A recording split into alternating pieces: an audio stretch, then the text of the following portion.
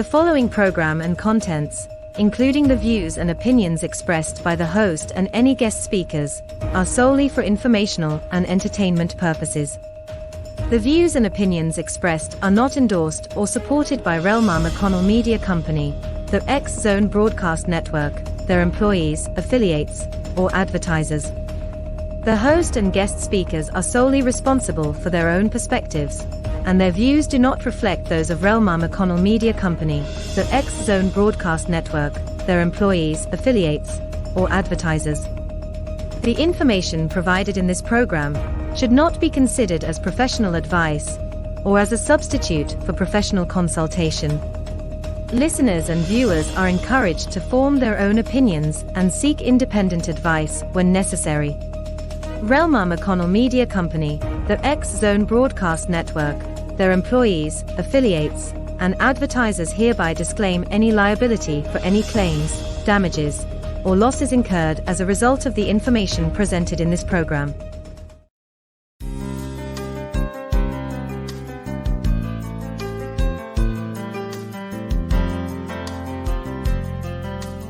Welcome to Mission Evolution Radio Show with Gwilda Wiyaka, bringing together today's leading experts to uncover ever-deepening spiritual truths and the latest scientific developments in support of the evolution of humankind. For more information on Mission Evolution Radio with Gwilda Wiyaka, visit www.missionevolution.org. And now, here's the host of Mission Evolution, Miss Gwilda Wiyaka. Are we the only intelligent life in the universe? According to statistics, that is impossible. If someone else is out there, are they trying to speak to us? If so, what do they have to share? Are you curious? Well, stay tuned as our guest this hour claims to be in contact with galactic and intergalactic cultures. Mission Evolution Radio TV show is coming to you on the X Zone Broadcast Network and the X Zone TV channel, divisions of Relmar McConnell Media Company, with studios and corporate offices in St. Catharines, Ontario, Canada. With us this hour to consider mysterious messages on planetary evolution is Thomas Valentino. Lou is an astrologer, musician, author, and has practiced meditation twice a day for over 45 years. His book is entitled Full Moon Messages from the Pleiadians, Introduction to a New Way of Living Life. His website, yogavisionaries.com. Lou, thanks so much for joining us on Mission Evolution. Thank you for having me. I really appreciate it. So you have some interesting things to share with our audience. Let's start out with, how did you first become interested in spirituality and the evolution of humanity? Well, I got initiated into transcendental meditation in August of 1978. And so I've never stopped meditating twice a day. So it's been 45 years. Started when I was 20 years old. Now I'm going to be 66 years old in March. And that kind of expanded my awareness so much in a very short period. Within the first couple of weeks of meditation, tears rolling down my face of this bliss, this intense feeling of being expanded rather than contracted, almost as if the individual Lou is getting lost in some huge experience of bliss and silence. So because the experience was so profound, I was able to continue on based on the experience more than anything else. It's like anything else that you enjoy in life. If you feel like it's an enjoyable experience, you kind of want to repeat it. We get addicted to, different experiences that are very enjoyable. So, and then things evolved over time. And I started to get intuitive impressions since 1984. And then I got to the point where there was so much information flooding through me that I started writing it down. On a full moon, this was pretty much around 2007. And then I came out with my first edition of the Kindle book around 2009. And so that's how that has evolved. Everything from astrology to my creative abilities of music, it's all based on the idea that my creative intelligence has been enlivened through the process of meditation. I've talked to a lot of people that meditate, and everybody gets kind of like varying results. What do you attribute to your state of bliss and the profound experiences you've had while meditating? Well, so, you know, a leader in meditation told me, an audience I was in a long time ago, he said, you know, some people start meditation and some people are like fertile soil and some are like hard cement. So depending on the development of the person and how long they've been, you know, a lot of people don't believe in reincarnation in the West, but reincarnation is a big part of the Eastern philosophy, even though Jesus Christ did teach reincarnation, although we won't get into that.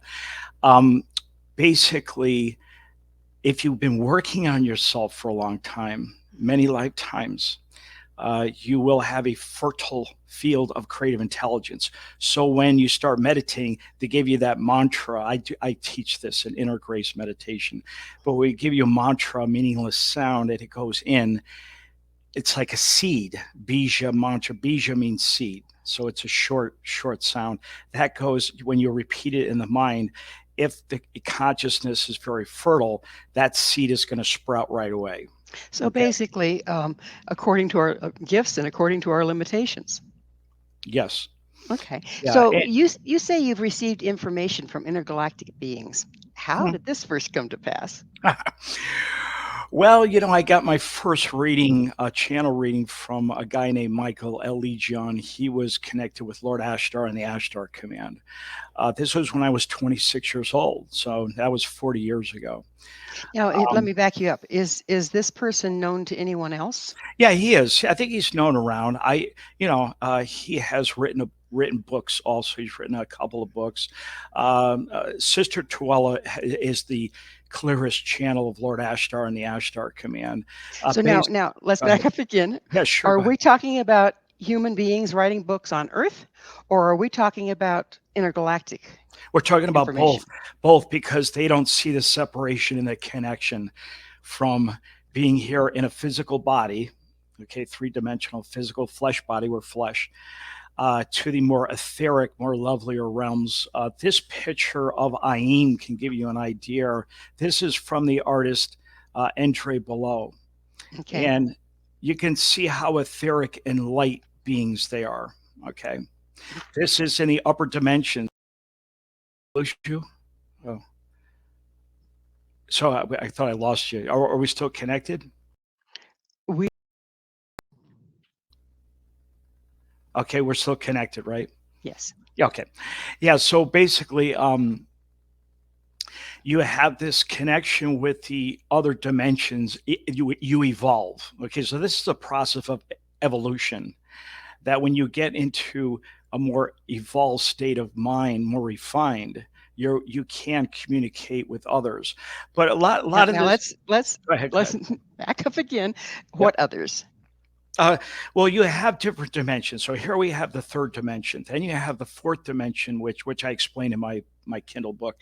The fourth dimension is the astral plane, and it's kind of like a holding area. It's not really an area that you evolve into, but it's a waiting area to come back and reincarnate here. Okay. The fifth dimension and the sixth dimension are where the volunteers come from. Now, the volunteers are souls that have completed most of their lessons, if not all of them, here on planet Earth.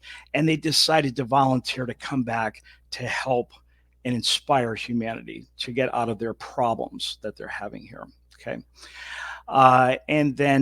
So some souls, some people have the ability to connect with those fifth and sixth dimensions and seventh dimension, where the ascended masters are in the seventh dimension.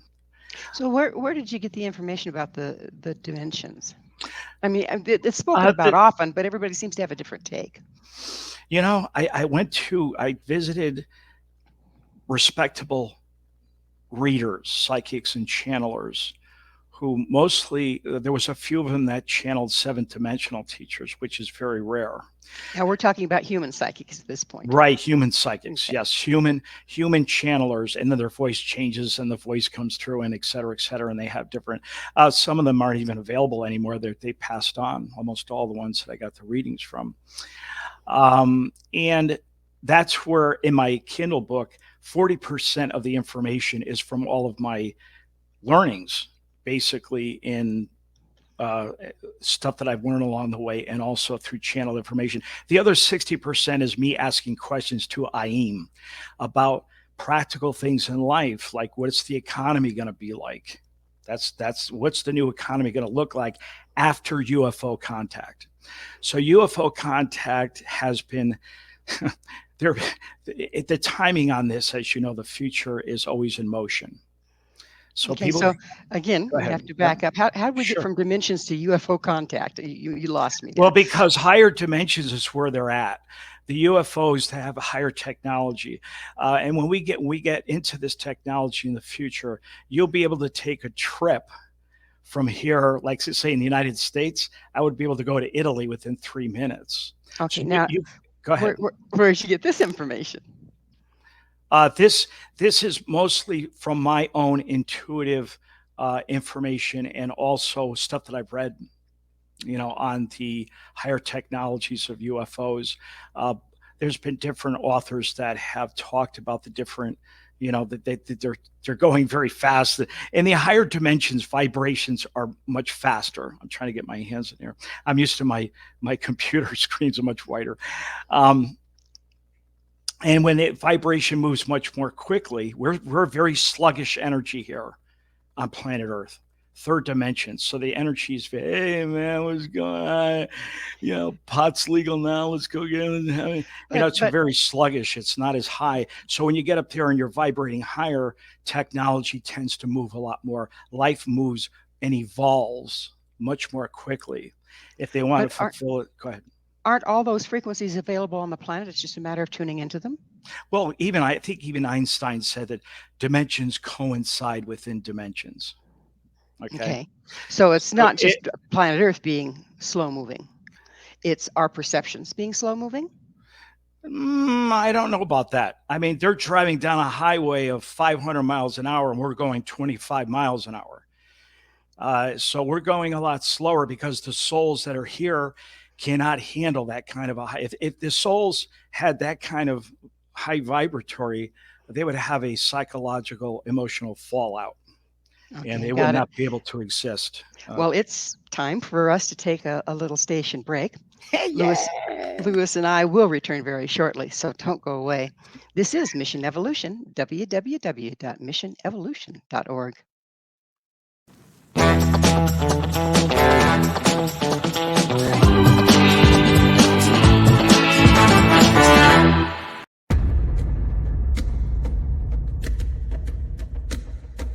Are you ready for a tale that will leave you on the edge of your seat? Get ready to dive into the gripping memoir by Bart Sibrel titled Moon Man. Bart Sibrel takes you on a heart-pounding journey, unmasking the truth behind America's famous Apollo missions. Prepare yourself for hair-raising encounters with agents from the U.S. government's top secret agencies.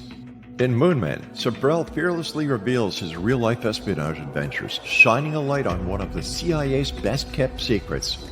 Brace yourself for shocking revelations, including Sibrel's discovery of privately recorded audio exposing an Apollo astronaut's chilling plot, a plot orchestrated by the CIA. That's right. As Sibrel unveils this groundbreaking evidence, it becomes clear that there is much more to the Apollo missions than meets the eye. Could it be that we've been deceived all along? Moon Man is a gripping page-turner that challenges everything you thought you knew. It's a mind-bending journey into the unknown, where the line between truth and fiction becomes blurred. Don't miss this opportunity to uncover the secrets hidden for decades. Let your curiosity guide you as you join Bart Sibrel on his quest to find the truth. Moon Man, available now at Sibrel.com. That's Sibrel.com. Prepare to have your beliefs shaken to the very core.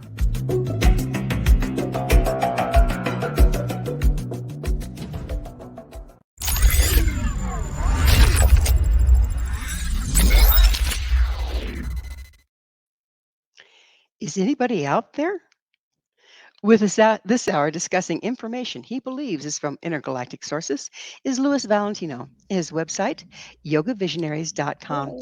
Louis, we need to back up a little bit because somehow we went from talking about multi-dimensions to outer space or UFOs, or so.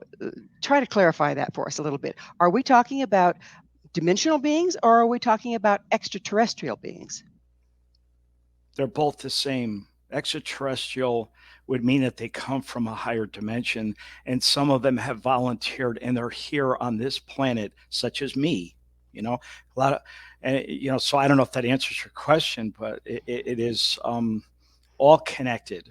There's no separation. Only when the mind is in a state of separation of time and space do we see things as being separate, but it's all a part of the same puzzle, if you will, of life. So the ones that you're speaking to that are, I don't even want to say off planet because it might be on planet, but not in human form. Okay. Yeah. The ones that you've been speaking to that are not in human form, have other humans made contact with the same entities? Yes. Yeah. How many?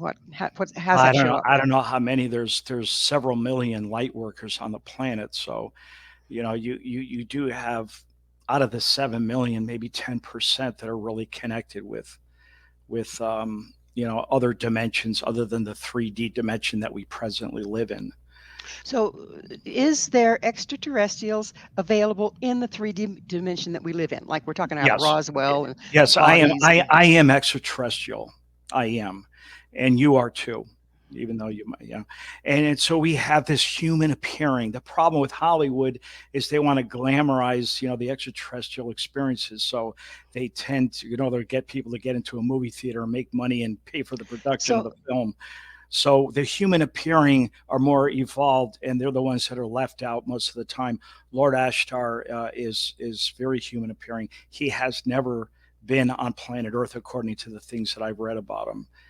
Okay, so you're reading these from books that have been written by human beings incarnate on the planet now. That's correct. There's Okay. books that I've read. Yeah. Where are they getting their information? Well, they're getting it from connecting to those higher dimensions that these other extraterrestrials are on. Very human appearing and very, as above, so below, they say. So you talk about the number of beings or avatars, if you will, that are here on the planet but are really extraterrestrial. Now, they're not avatars, that's for sure. Where do you get that? Where do you get that number? How did you get that number? I gotten that through readings. I read things a lot, so I have read up on spiritual books and stuff that deal with that. Yeah, so that's pretty much where I go. My work is more about specifics about what would happen to planet Earth after UFO contact. Okay, What would- now what now would let's be- clarify this one. We're talking UFO contact. Are we talking interdimensional, or are we talking physical 3D reality UFO contact? It's from outer all space? the physical 3D is interdimensional. It's not as located in one area. That's why I was saying dimensions coincide within dimensions. Okay, I And think then the point I'm trying to make is how does it appear to people in 3D reality that aren't extraterrestrial? Well, they've already. There's been plenty of UFOs sightings all over the planet, all in every country. So they're experiencing it by seeing a physical object. It is physical. They can lower the vibration and make the ship more physical. And higher up, 6th, 7th, 8th, 9th, 10th, all the way up, they can actually be more etheric, even though it's physical. It's etheric, so it's a little bit more. It's softer energy. Again, that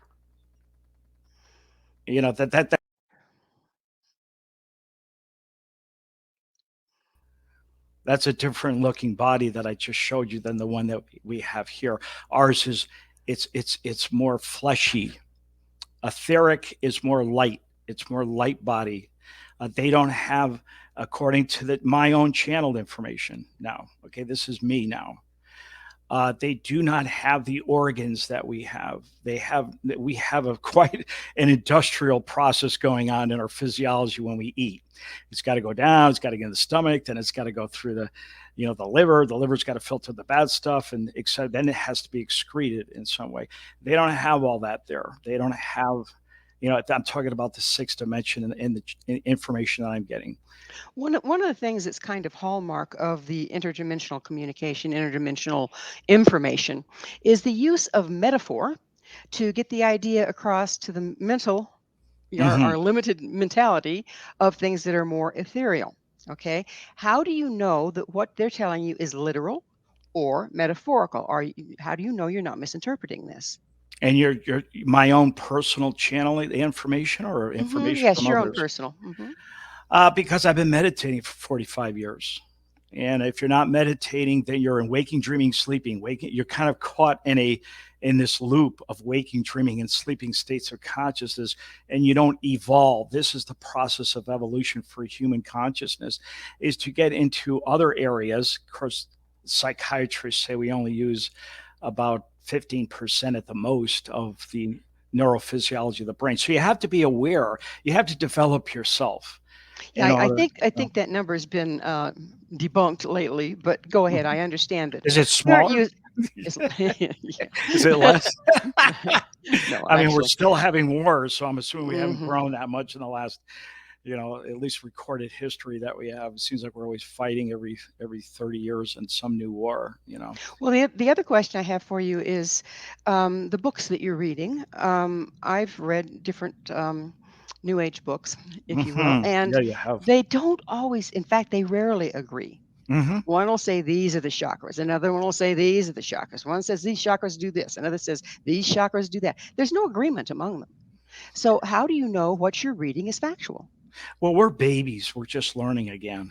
A lot of the spiritual traditions and cultures were wiped out a long time ago, 30,000 years ago. So we have to go. It's like astrology. That's an excellent example. Astrologers don't agree. As a matter of fact, sidereal astrology in India, as opposed to tropical astrology in the West. I'm a Pisces. In Western astrology, in Eastern astrology, I'm an Aquarius. But 24 if degree. So right, if we why don't why not, why agree, doesn't everything make any sense? Is because the knowledge got destroyed so much. A lot yeah, of this, and again, you know, and my and question we're in is, the baby state of reviving it, you know. these people are also say that they're channeling the information. So how And can you there's a lot of tell? agreement too, by the way. It's not Yes, just I understand that, but there's a there is a lot lot of of so I disagreements. don't want your audience to think that it's just all screwed up here. We don't want to be as screwed up as our political leaders are right now, and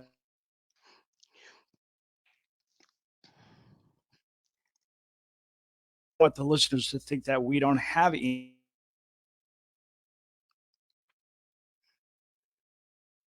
there is agreement.